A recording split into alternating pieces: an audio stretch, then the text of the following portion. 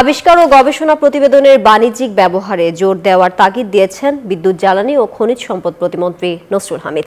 নিজেদের সম্পদ সঠিক সময়ে ব্যবহার করতে না পারলে গবেষণার কোনো মূল্য নেই বলেও জানান তিনি। বৃহস্পতিবার রাজধানীর কারণ বাজারে পেট্রোবাংলা কার্যালয়ে আয়োজিত সেমিনারে তিনি এসব কথা বলেন। সেমিনারে নতুন প্রযুক্তি ব্যবহার করে নিজেরা সমৃদ্ধ হওয়ার পাশাপাশি সরকারকে তথ্য দিয়ে সহযোগিতা করতে ভূতত্ত্ব অধিদপ্তরকে তাগিদ দেন প্রধানমন্ত্রীর বিদ্যুৎ জ্বালানি ও খনিজ সম্পদ বিষয়ক উপদেষ্টা ডক্টর তৌফিক ইলাহি চৌধুরী।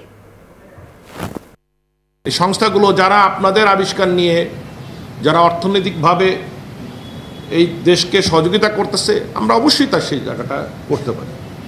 এগুলি চিন্তা করার বিষয় এসে গেছে। সব কিছু নিয়ে বসে থাকলে তো হবে না।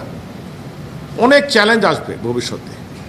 নিজেদের সম্পদ নিজেরা যদি সঠিক সময় সঠিকভাবে ব্যবহার না করতে পারি, এটার কোনো আর লাভ নেই। আবিষ্কার করে আর লাভ নেই।